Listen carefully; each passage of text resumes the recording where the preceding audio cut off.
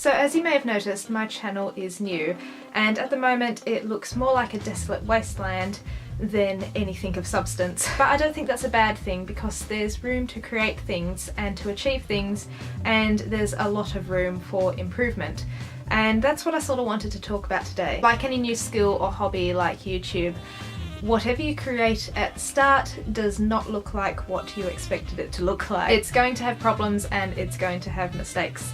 And it's going to be a learning curve on how to work around them and solve them. Also, at the beginning of any hobby or skill, you're most likely to start off with the bare basics. And sometimes you'll blame these basics for the reason your videos may not look good, or the limitations they may give you when creating your artwork or your videos or whatever you create. I personally have a bit of experience and passion in video editing, and one day I'd like to have that as my job. But when I first started getting into video editing, the only software I used at the time was Windows Movie Maker. And I'm not sure whether it's changed too much over the years, but when I used it, all you could really do was copy and paste videos, add titles, and add a few effects if you were lucky. However, using it did of course teach me the foundations of video editing, but more importantly, it taught me how to be creative with what little I had at the time. Because I had no money at the time to invest in anything better, if I wanted to get anything out of Windows Movie Maker, I had to get creative.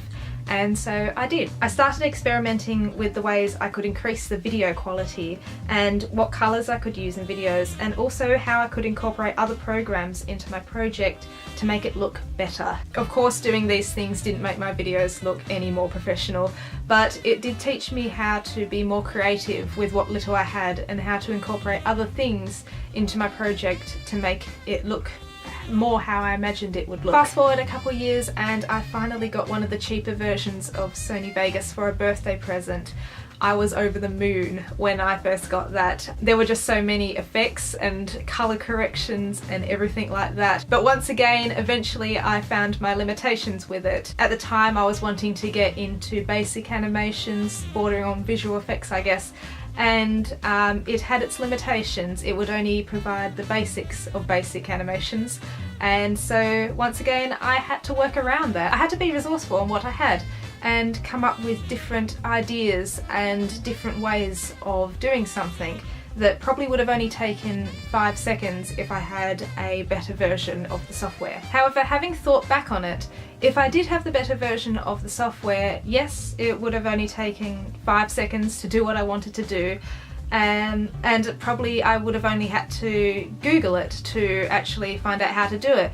But apart from that, I don't think I would have learned much. Basically, I wouldn't have had to think outside the box or outside the software to solve my problem. The answer would have been spoon-fed to me. And I think that's the point I'm trying to make here. I've seen so many people, and I'm sure you have too, who are always asking, you know, what's the best camera, or what's the best software, what's the best lighting, etc, etc, to use to make your videos look so professional and so well done. But apart from perhaps the better quality that the better equipment offers, at the start at least, it doesn't mean much and it doesn't really help you if you haven't had the past experiences of starting with the basics and learning the fundamentals, but in my opinion also learning the skills to work around issues. Of course, my videos are still not looking the way I'd like them to, and there is editing software and visual effects software and lighting that I'd love to buy. But I'm still being pleasantly surprised with what I can accomplish with what I've got, and I'm still being forced to learn how to be creative